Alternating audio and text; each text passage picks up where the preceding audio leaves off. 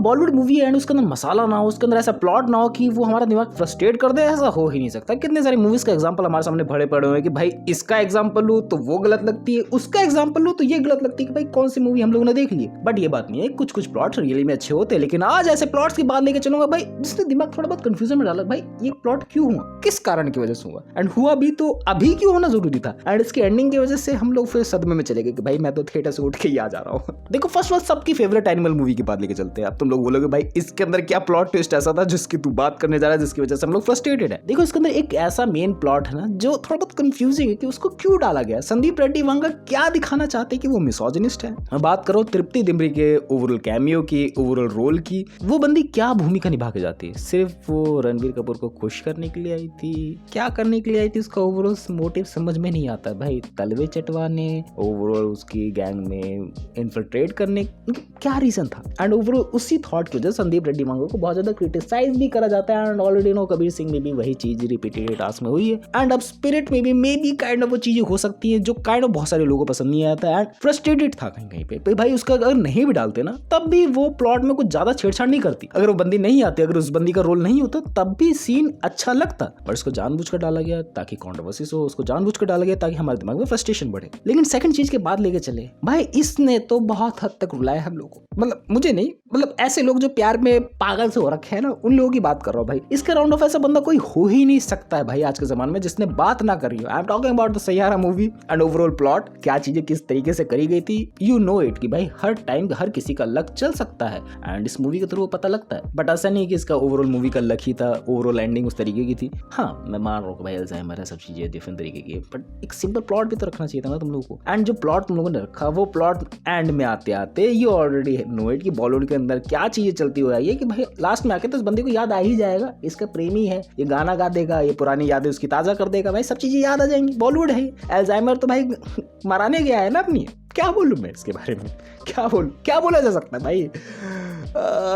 हो सकता भाई मैं इस वजह से ना रिलेट कर पा रहा हूँ कि मेरे लाइफ में कभी ऐसे घटनाएं नहीं गुजरी हैं, मेरे पास कोई अल्जाइमर वाली नहीं है, या फिर मैं कभी उस रिलेशनशिप में नहीं गया जो बहुत ज़्यादा वियर्ड होती है। सो मेरे हिसाब से मेरे को नहीं पता भाई क्या चीज़ें बैकएंड में चलती है, बट फ्रस्ट्रेटेड तो डेफिनेटली था। एंड कुछ लोगों को बहुत ही ज़्यादा पसंद आया भाई, उनको मैं सैल्यूट करना चाहूँगा, उनके बारे में कुछ नहीं कहूँगा भाई, अच्छी बात है, मूवी को सपोर्ट करो। एंड द नेक्स्ट मूवी का प्लॉट ने कहूँ बेकार भी था और अच्छा भी, लेकिन इतनी ज़्यादा कन्फ्यूजन उसके थ्रू पैदा हो गई ना कि हम लोग को पता ही नहीं चला कि वधूसुर क्या है, वधूसुर कैसे आया, वधूसुर कहाँ गया, वधूसुर का क्या मोटिव था, वधूसुर आएगा भी कि नहीं आएगा, अक्षय कुमार वहां पर क्या कर रहा है, पूरा ओवरऑल कंफ्यूजन फैला के छोड़ दी गई है। एंड मैंने भूत बंगला वाले रिव्यू में भी बोला कि भाई ओवरऑल मूवी अच्छी है, ओवरऑल मूवी तुम लोग को वो वाली वाइब देके जाती, बट उस हिसाब से बेटर नहीं है। एंड ऑल्सो अगर इसके अंदर एक सिंपल सा प्लॉट रखा जाता है एंड एक सिंपल सी चीज करी जाती तो अच्छे से सबको चीजें यूटिलाइज हो जाती है। मींस ऑफ इट सिंपल सी चीज क्या आती है भाई, वधूसुर आएगा, किसी न किसी को वश में कर लेगा, दैट्स थिंग। एंड एक सिंपल के प्लॉट के अराउंड ऑफ सारे क्वेश्चंस घूमेंगे। ये नहीं कि हमारे पास मल्टीपल क्वेश्चन है एंड उसका एक बेस ही नहीं है कोई सा भी। समझ पा रहे हो मैं क्या कहना चाह रहा हूँ, मूवी रिव्यू जाके उसका देखना। एंड प्लॉट ट्विस्ट भी इसके अंदर बहुत ही ज्यादा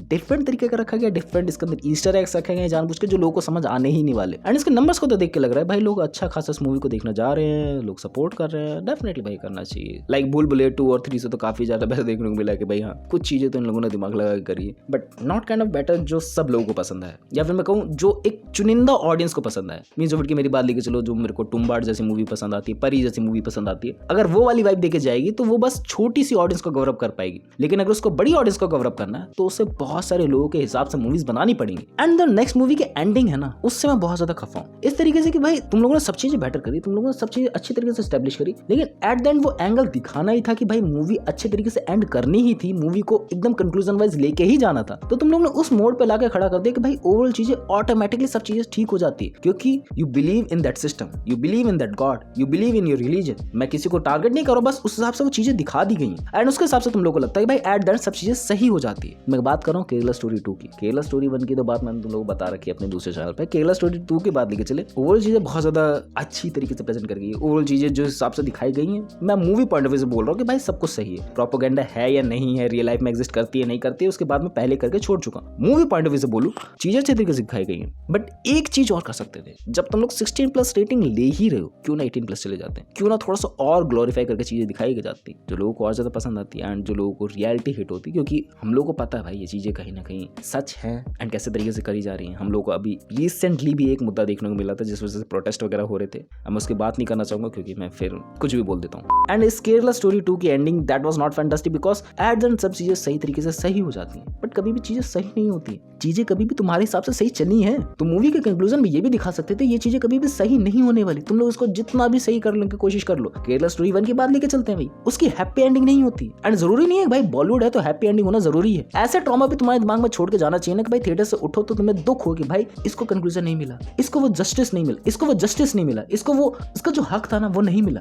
and next and the old OG movie मैं कहूँ तुम लोग मुझे इसके लिए गालियां दे सकते हो डेफिनेटली, धड़क 1 की, धड़क 2 की नहीं, धड़क 1 की बात करो। धड़क 1 मैंने जब टीवी में देखी थी काइंड ऑफ चाइल्डिश दिमाग था, काइंड ऑफ मेरा दिमाग उस हिसाब से वर्क नहीं करता था भाई क्या चीजें किस हिसाब से करी जाती हैं, but overall background score, overall acting, overall चीजें को जो सिंपल प्लॉट रखा गया था उससे मैं काफी ज्यादा इन्फ्लुएंस हुआ था। एंड कोई सॉन्ग्स होते, कोई मूवीज होने तुम लोग को अंदर से वो जज्बात जगा के जाती कि भाई हाँ लव इज एक्सिस्ट उस टाइम पे मुझे एग्जिस्ट हुआ कि भाई हाँ ओवरऑल स्टोरी अच्छी है, ओवरऑल प्लॉट अच्छा है इसका, लेकिन एंडिंग क्या करके माना भाई तुम लोगों ने, भाई तुम लोगों ने मेन बंदे को ही मरवा दिया, वाह भाई वाह। लेकिन वो एक मैसेज भी दिख जाती है, that was frustrated but that's gives you a message कि एट द एंड चीजें सही नहीं होती। केरला स्टोरी 2 जैसे एट द एंड चीजें और भी ज्यादा बिगड़ जाती है। तुम लोग को सिंपल प्लॉट नहीं पता था, बता दो कि भाई एक बंदा एक बंदी को लेकर भाग जाता है एंड उसका बाप उस बंदे को मरवा देता है किसी ना किसी तरीके से एट द एंड आके, सिंपल सा प्लॉट है इसका। एंड यही बहुत ज्यादा इंटरेस्टिंग है, यही बहुत ज्यादा फ्रस्ट्रेटेड है कि एंड एट द एंड जहाँ चीजें जाकर सही हो जाती कि भाई उसके माँ बाप मान जाते, ओवरऑल चीजें शादी धूमधाम से हो जाती, नहीं मरवा देंगे, मरवा दिया भाई। जो एंडिंग अंदर से झंझोड़ गई थी भाई मेरे को बचपन से, वो मेरी first I think Janhvi Kapoor की मूवी थी एंड फर्स्ट ट्रॉमा वाली मूवी थी कि जिसकी एंडिंग से मुझे सेटिस्फेक्शन नहीं देखने को मिली थी, और भी मूवी से सेटिस्फेक्शन देखने को नहीं मिली थी, लेकिन that was my first movie जो एट एंड कंक्लूजन ऐसा देखे जाती है जो भाई पूरा दिन मैंने याद करके अजीब अजीब से थॉट्स आते कि भाई इस तरीके से एंडिंग करी जा सकती थी, उस तरीके से एंडिंग करी जा सकती थी उस टाइम पे भी। So that's gives me a trauma in that time. Overall ये 5 मूवी मेरे दिमाग में भी आती है, और भी हैं, ऐसी बात नहीं और भी नहीं है, ऐसी बेटर मूवीज भी है जिसके प्लॉट देख के मैं खुद शॉक हो गया भाई ये एंडिंग थी इसकी, कमाल कर दे भाई डायरेक्टर ने बताऊंगा कभी इन फ्यूचर में उसके बारे में भी अगर तुम लोग इंटरेस्टेड होंगे तो। क्या तुम लोगों ने सारी मूवीज देख ली है, नहीं देखी है, या फिर मैंने तुम लोगों को बहुत ज़्यादा स्पॉयलर्स दे दिए, वो भी कमेंट्स में बताना। That's all for the video, मिलते हैं नेक्स्ट वीडियो में, बाय।